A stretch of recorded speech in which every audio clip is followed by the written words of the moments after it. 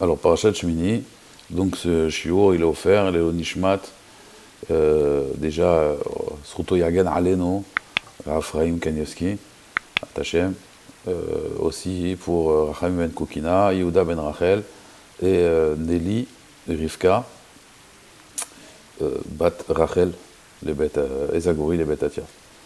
Tachem, Shien, Nishmatam, Tzora, Betzor, Chaim, Amen.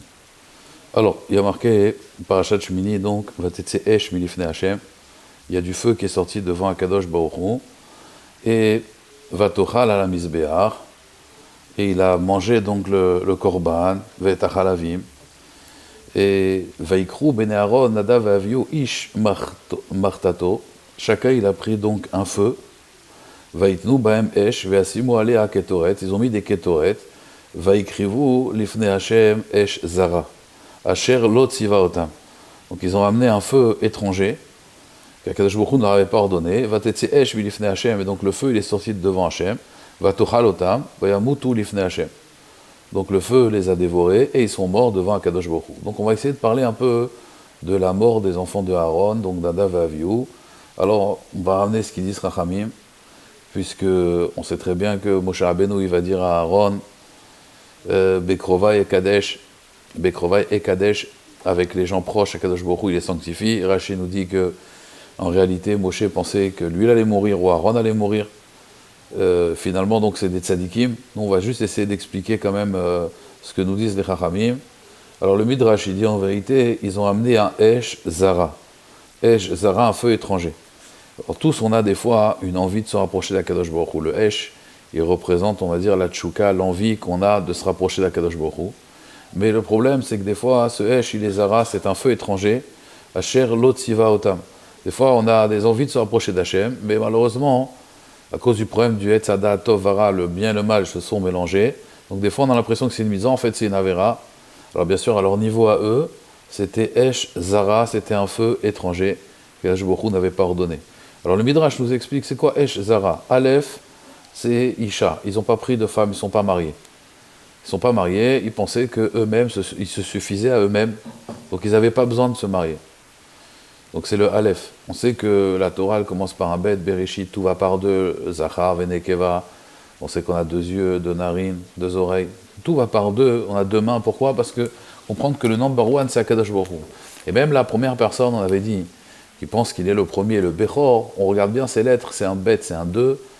Et après c'est le Chaf, c'est le 20, et le Resh, c'est le 200, Bechor.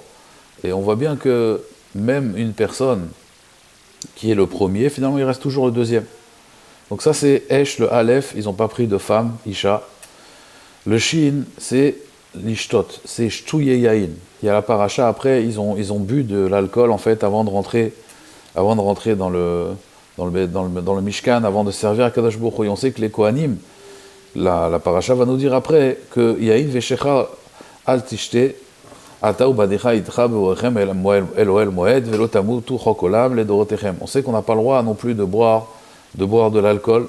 Donc la paracha de Shtu Yain, parce qu'en fait ils ont bu du vin. Donc ça le shin, ça vient du mot shtia, on n'a pas le droit de boire.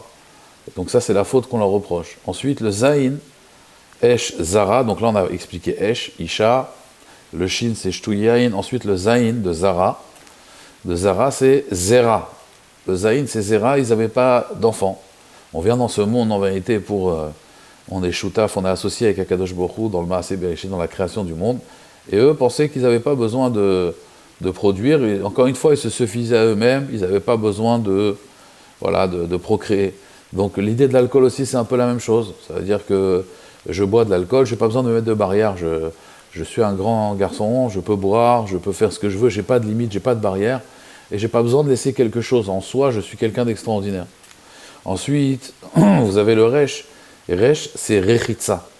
Rechitza, en fait, c'est se laver. Un Kohen, quand il devait rentrer au temple, il devait se laver, en fait, Yadaim Veraglaim. Rechitzat, Yadaim Veraglaim, donc ça, c'est le Resh. Encore une fois, l'idée, c'est pareil, j'ai pas besoin de me purifier, je suis pur avec Akadosh Baruch Hu. Les gens vous disent, pourquoi toutes ces règles? Moi, avec Akadosh Baruch Hu, je viens naturel. Akadosh Baruch Hu, il aime tout ce qui est naturel. Et pourtant, quand on est naturellement avec des défauts, on doit faire la Brit Mila, on doit se parfaire. Mais eux pensaient qu'on n'a pas besoin de se laver, on est déjà tahor. Et He, c'est halacha. Em maru halacha bifnei rabo, ils ont enseigné un halacha devant Aaron et Moshe. Et kol amoré halacha bifnei rabo chayav mita, tout celui qui enseigne un halacha devant son maître, il est chayav mita. Donc l'idée c'est ça, Esh Zara, un feu étranger. Et la même chose en fait, quand je donne une halakha devant mon rave, ça veut dire que en fait, je comprends que j'ai pas besoin de quelqu'un au-dessus de moi, je peux moi-même me débrouiller sans rave. Pourtant, le Pirkei Avot, il dit Ta'aseh lecha rav tistalek min hasafek. Et donc, il y a un kavod à rave. On sait qu'on doit respecter ses élèves comme sa chavruta comme son rave, et son rave comme un kadosh baruch Hu. Mais eux, ils se sont dit, on n'a pas besoin, pour se rapprocher d'Hachem, on n'a pas besoin de rabbanim. On se débrouille tout seul, on a besoin de personne. Ça, c'est Esh Zara, c'est un feu étranger. Ça veut dire, ça peut être un feu, ça peut être quelque chose qui vient de l'intérieur, parce qu'on voit bien qu'il y a Ben Azaï s'est jamais marié, donc on voit bien qu'on ne lui a pas reproché cette faute-là, à Ben Azaï de ne pas s'être marié. Mais malgré tout, c'est une exception, on va dire peut-être qu'eux étaient aussi dans cette exception.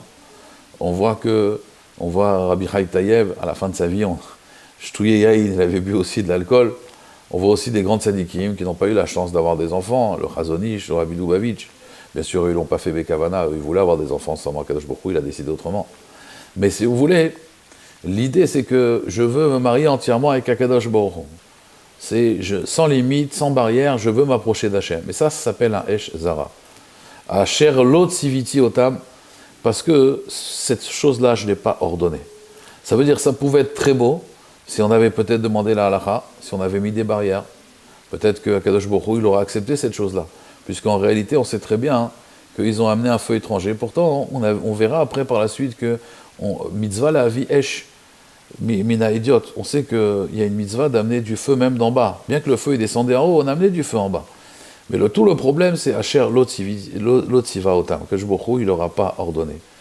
Alors là, on va essayer de comprendre ensemble en fait une idée importante en fait, pour ne pas se tromper dans la Avodat Hashem.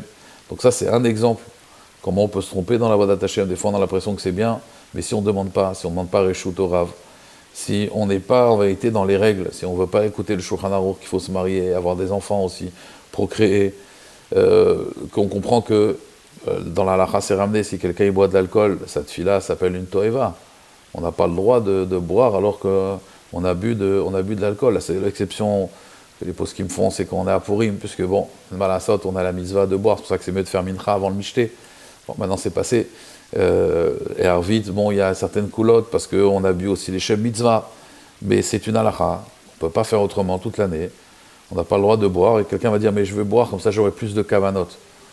Kadosh Baruch Hu, il ne veut pas de ces kavanot apparemment, il veut des kavanot qui viennent de l'intérieur. Alors on va essayer d'expliquer un peu plus cette idée-là, justement, du Esh. C'est quoi cette idée du Esh? Alors, on sait que le Midrash nous dit, Vaï Beyom Hashmini. Beyom Hashmini, en vérité, la Midrash nous dit que ce jour, Vaï, parce qu'il y a marqué Vaïhi, comme c'est marqué dans la création, Vaï Ere Vaï Boker.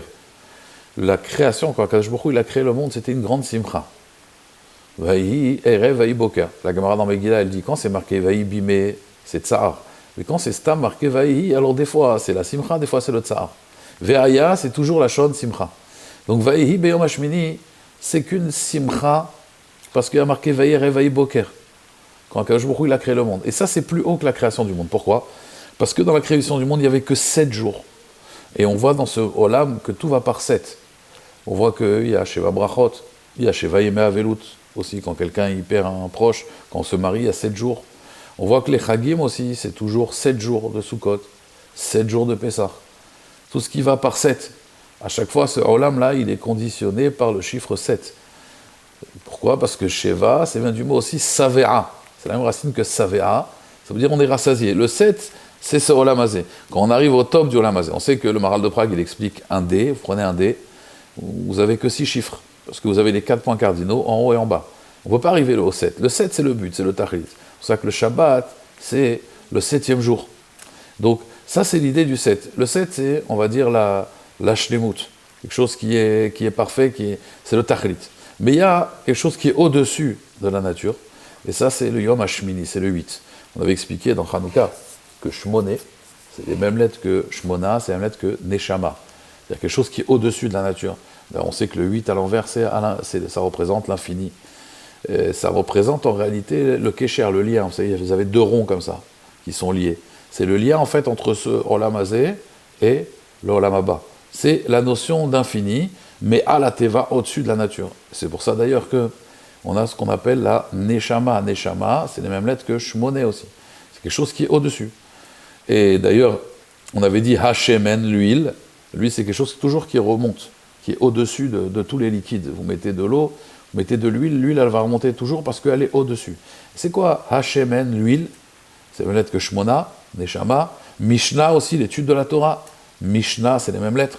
C'est étudier la Torah. Quand on étudie la Torah, on est au-dessus de la nature, puisqu'Akadosh Baruch Hu, il a regardé la Torah pour créer le monde. Donc, on va dire ce qui a créé le monde, c'est la Torah. Donc, la Torah est au-dessus du monde. La Torah a été créée avant le monde, donc elle est au-dessus du monde.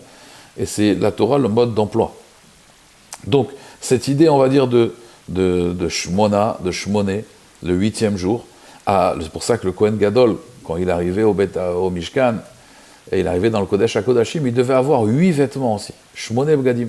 Parce que l'idée, encore une fois, c'est d'être au-dessus, en fait, de tout ça. Ça, c'est Shmoné. Donc c'est plus que Sheva, c'est pour ça que c'était une plus grande simcha, l'inauguration du Mishkan, c'était une plus grande simcha, on va dire, que la création du monde elle-même. Parce que la création du monde, ça reste en bas. Mais ça, le Shmoné, c'est ce qui va faire le lien entre ce monde-là, entre le corps, on va dire, et les mondes supérieurs, c'est la Neshama qui fait le lien entre les deux. Donc c'était un jour très spirituel, où, on va dire, la Shrina était présente. Vous savez que la Shrina, au début de la création, elle était sur terre. Adam Arishon y parlait avec Akadosh Baruch Hu. Après, elle s'est écartée de 7 cieux, elle est descendue de 7 cieux. Et quand maintenant elle est descendue de 7 cieux, maintenant on arrive au lien, au Kesher, le Mishkan, c'est vraiment le lien entre le haut et le bas. C'est la Shrina qui est en bas et maintenant elle va remonter, donc elle va faire un lien entre en haut et en bas. Alors, l'idée qu'on va essayer de développer ensemble, c'est qu'on sait que Adam, un homme, Yesodom Yafar, un homme, il vient de la terre.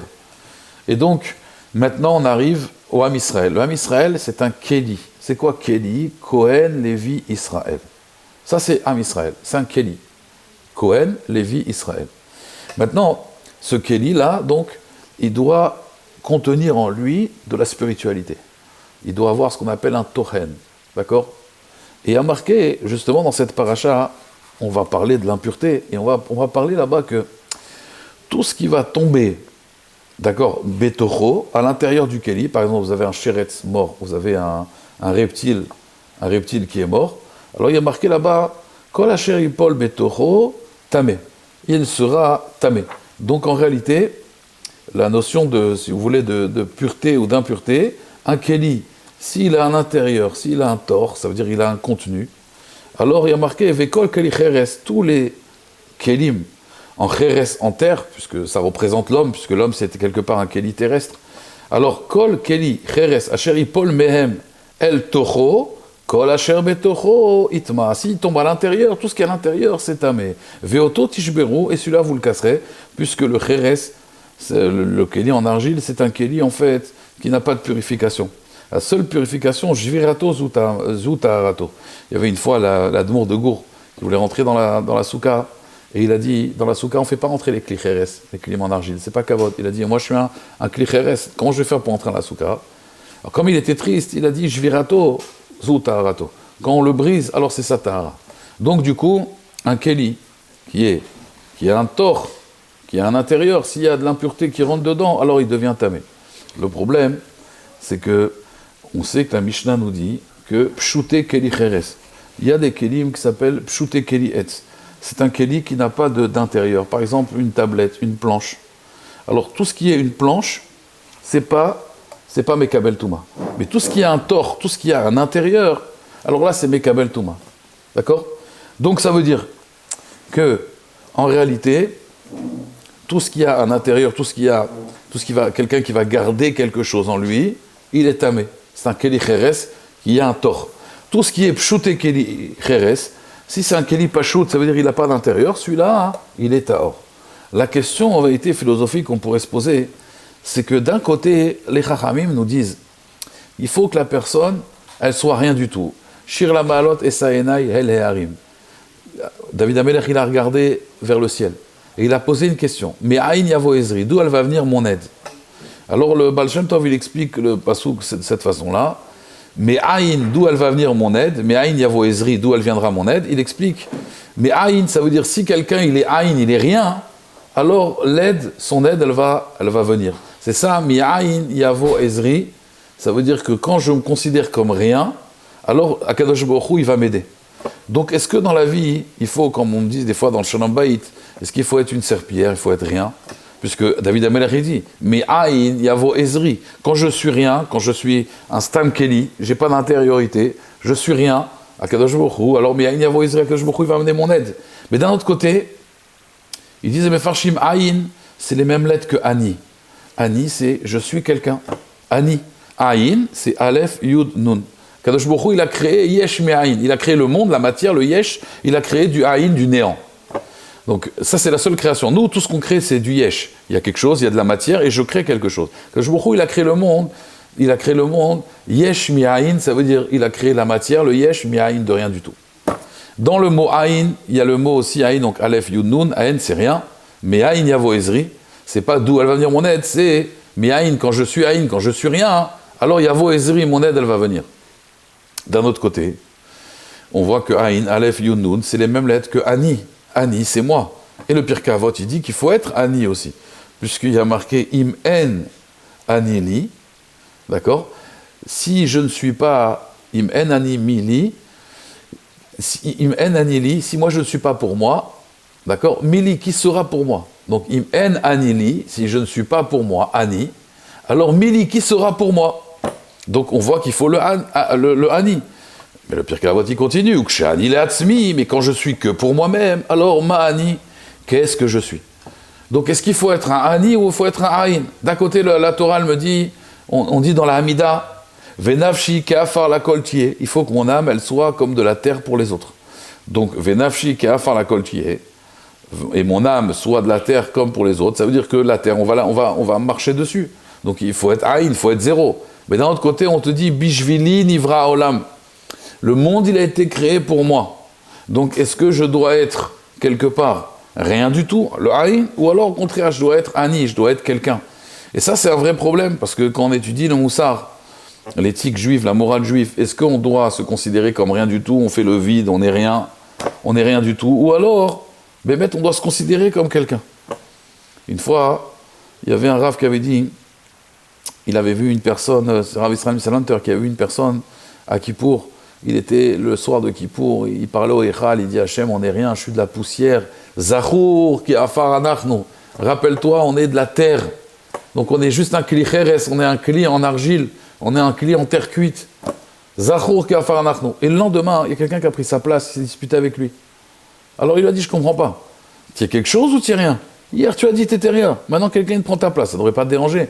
Ah, il a dit devant un Kadosh Baruch Hu, je suis rien, mais devant les hommes, je suis quelqu'un. Donc, c'est quand qu'on est quelqu'un, c'est quand qu'on est rien. Et ça c'est le même problème, comme je disais dans le Shalom Bayit, est-ce qu'on doit s'annuler complètement, on est à Afar Vaefer, ou alors non, on est quand même quelqu'un. Où s'arrête l'amour-propre, où commence le kavod? Alors on va essayer, Hachem aujourd'hui, c'est je vais donner une définition en fait, sur cette idée-là qui est très importante.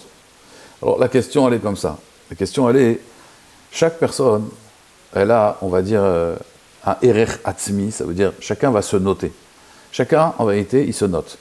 Par exemple, une personne va se donner peut-être 8 sur 10, une autre 9 sur 10. Si on vous pose la question, combien vous vous notez? Est-ce que vous avez déjà réfléchi quelle note vous donnerez?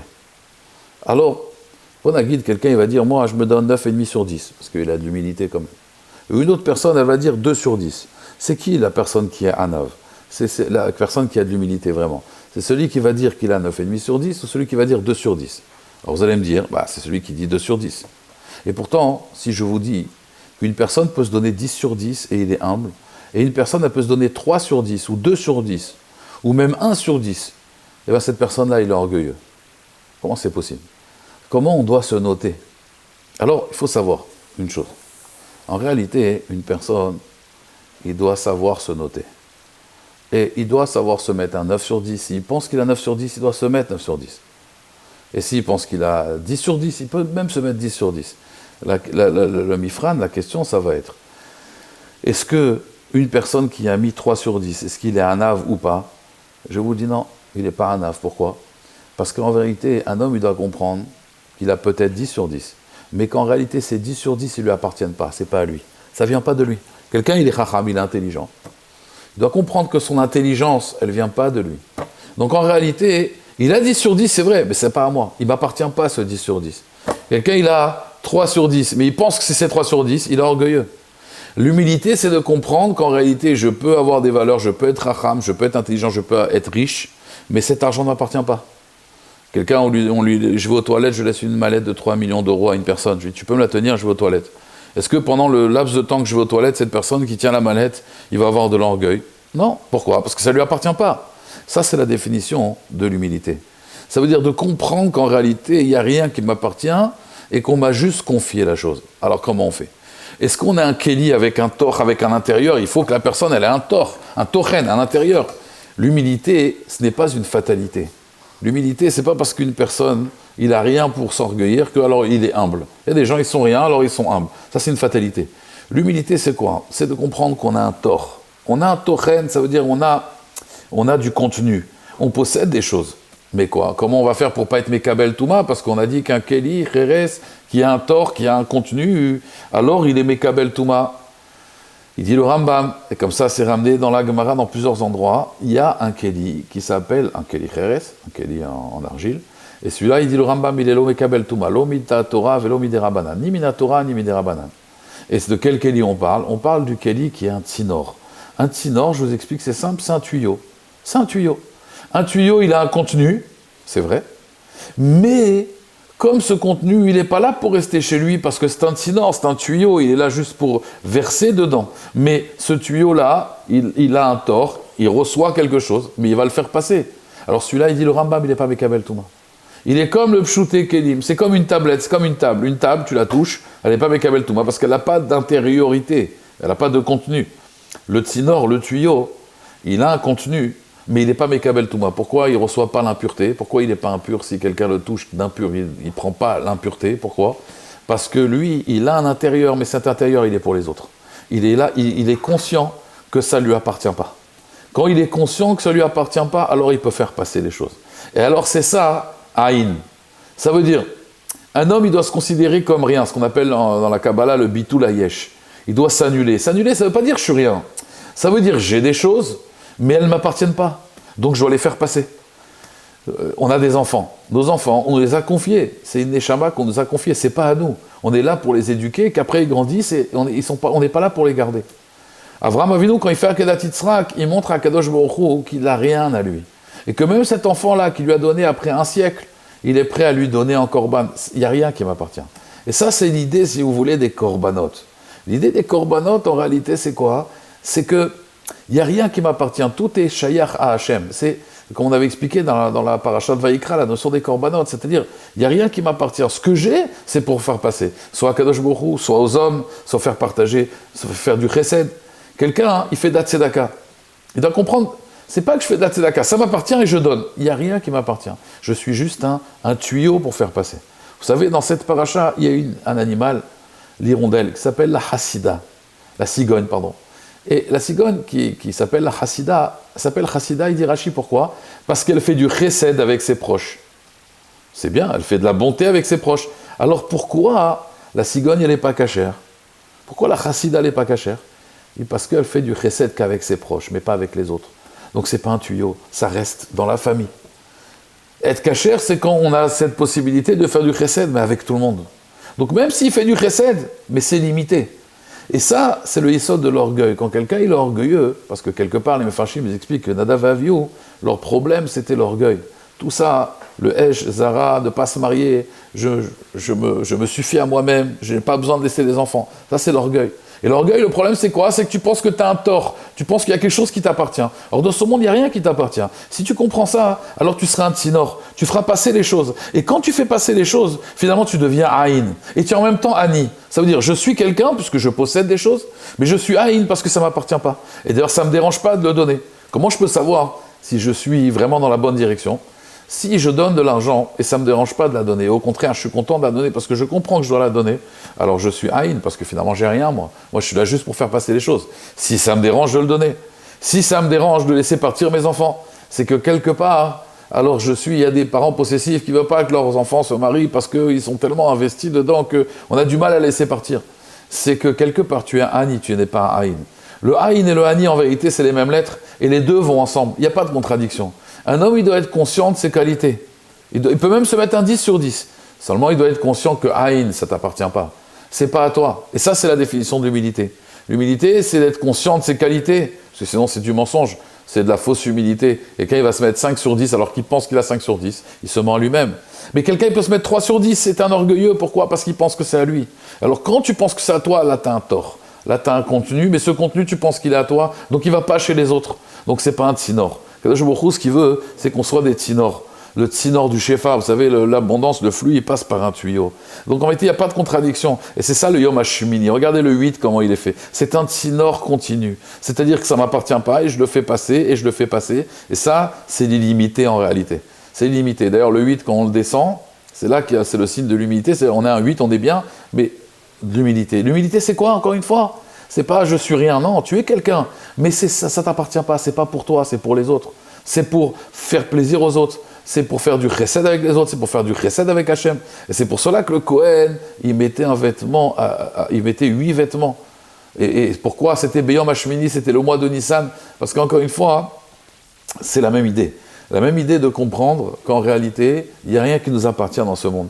Et ça, c'est l'idée du korban. J'ai amené un korban pour montrer qu'en fait, il n'y a rien qui m'appartient. J'ai un tort, j'ai un intérieur, c'est évident. Mais cet intérieur, il n'est pas bouché. Ce n'est pas que pour moi.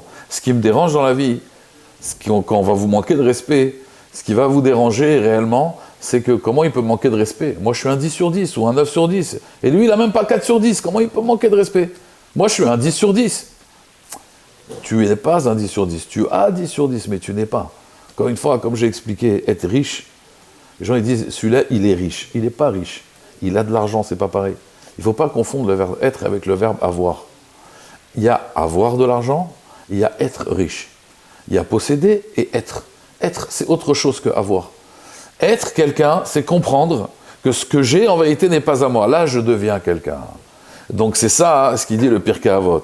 Ou kshani le'atzmi ma'ani. C'est-à-dire, im en ani li mili. Si moi, je ne suis pas pour moi, c'est-à-dire si je ne reconnais pas mes compétences, si je ne suis pas ani, si je ne me prends pas en main, si je ne deviens pas quelqu'un, alors, mili, personne ne sera pour moi quelqu'un. Ou kshani l'atzmi, mais quand je veux garder pour moi, ou kshani l'atzmi, mais quand je veux garder pour moi la chose, je ne veux pas faire un korban, je pense que c'est pour moi, alors ma ani qui je suis. Ton ani, il ne sert à rien. Donc le but du ani, c'est d'arriver au haïn. Mais ce n'est pas le bitoul du ani, c'est pas que j'annule mon ani, c'est que je suis un ani pour que ce ani là, c'est-à-dire je, pas ani avec haïn, hein, sinon je deviens justement ani avec haïn. Mais ani, pauvre. Ani, je suis, pour justement être Aïn, pour comprendre qu'en réalité, ce n'est pas à moi. Quand je suis au Aïn, alors là, je peux être Ani. Et c'est ce qu'il disait d'ailleurs Hillel. Imani kan akol kan. Si moi je suis là, alors tout est là. Et si je ne suis pas là, alors il n'y a plus rien. On demandait quoi? C'est de la gava? Non, Masechet Souka, là-bas, il avait l'habitude de dire cette phrase. Et alors l'idée en réalité, c'est ça. C'est que Imani kan akol kan. Ça veut dire, si moi je suis là, alors je peux déverser des choses. Bien que le Harizal, il explique que Ani, en vérité, pourquoi toujours Rabbi disait Ani? Parce qu'il disait Ani Nitzotz Yaakov. Je suis le Nitzotz de Yaakov Avinu. C'est Yadoua que Rabbi et Antoninos, ils étudiaient la Torah ensemble, et Antoninos, c'était le Gilgoul de Esav. Et comme ça, il ramène Rashi, en tout cas, que Shnei Leomim Bebitner, dans Parashat Bereshit, on voit là-bas qu'il y a un remèze entre Yaakov et Esav. Mais Rabbi disait toujours Ani. Il disait toujours Ani parce que c'est Rabbi et Antoninos. Et Rabbi, c'était les descendants de Yaakov Avinu. Mais l'idée de Ani, en fait, c'est que je dois être d'abord quelqu'un. Je dois être conscient de mes qualités. Kadosh Baruch Hu, il nous a créés avec des qualités, avec de l'argent. Il nous a donné de l'argent. Il nous a donné un mazal dans la parnassa. Il nous a donné une chokhma. Et cette chokhma-là, encore une fois, elle ne dépend pas de nous. Puisque la chokhma, en vérité, c'est marqué que cette tipa, Kadosh Baruch Hu, il regarde la tipa de Zera, tipa zo mate alea. On demande cet enfant-là, 40 jours avant sa création, qu'est-ce qu'il va être? Est-ce qu'il va être racham, tipesh? Est-ce qu'il va être intelligent ou bête? Est-ce qu'il va être gibor ou khalash? Est-ce qu'il va être fort ou faible? Est-ce qu'il va être ani ou ashir? Est-ce qu'il va être pauvre ou riche? Donc en réalité, on a déjà décidé, c'est déjà déterminé ce qu'il va être. Seulement tout le nisayon, l'épreuve de la personne, ça va être de reconnaître que ce qu'il a, ça lui appartient. Et tout, c'est pour les transmettre. Donc un homme, il doit être un tsinor. Et un tsinor, la halakha, c'est qu'un tuyau, il n'est pas Mekabel Touma. Pourtant, il a un contenu, mais comme ce contenu, il est là pour le donner aux autres, alors il n'est pas Mekabel Touma. Donc bien sûr, on dit il faut de la pashtout, parce que pshute keli etz lo mekablim Touma, pshute keli cheres, vous avez une table en argile, elle ne reçoit pas l'impureté. C'est vrai qu'elle ne reçoit pas l'impureté parce qu'elle n'est pas shoot, elle est simple. Mais on a besoin aussi d'avoir quelque chose, une intériorité, pouvoir transmettre quelque chose. Il faut un contenu. Mais ce contenu, ça doit être un tsinor. Je ne le prends pas pour moi. Et c'est pour ça qu'on dit Torah chesed al leshona. La Torah, elle a de la valeur que si elle est chesed, si j'arrive à la transmettre. Matan Torah, on nous donne la Torah, c'est pour la transmettre. C'est pour ça que le premier Pirkei Avot, il commence Moshe Kibel Torah mi Sinaï. Il a reçu du Sinaï. Le Sinaï, ça représente l'humilité, mais encore une fois, c'est pas l'humilité dans le sens fatalité. C'est dans le sens qu'en vérité, du Sinaï va descendre la Torah. Ça va être un tsinor. Et Moshe, il a transmis à Yoshua, Skeni, et tout ça, l'Anchek de cette Agdola. Tout ça, ça veut dire que c'est une transmission. La Torah, c'est une Kabbalah, c'est un tsinor. Et donc, dans la vie, c'est exactement la même chose. Dans la vie, on doit être un tsinor, et là, on ne reçoit pas la pureté, parce qu'on n'est pas touché. Parce que même si demain, on va nous critiquer, de toute façon, c'est pas moi, c'est les qualités qu'on m'a données. Donc, si les gens ne sont pas d'accord avec mes compétences, c'est pas grave. C'est pas les miennes, de toute façon. Ça, c'est le tsinor, et c'est ça l'idée de Beyom Hashmini. Là, ce jour-là, le 8e jour, ça a été en fait le tsinor, parce que, si vous voulez, un tuyau, c'est ce qui fait le lien entre deux choses. Un tuyau, son but, c'est d'être mechaber, de rapprocher, en fait, de coller deux choses. Et c'est ça la plus grande simcha d'Akadosh Baruch Hu. Ce qu'il veut Akadosh Baruch Hu, c'est quoi? C'est que les tartonim, ce qui est en bas, qui a été créé en 7 jours, en réalité, il arrive à remonter là-haut. Hashamaim, Shamaim Lashem, Va'aretz Natan Nivne Adam.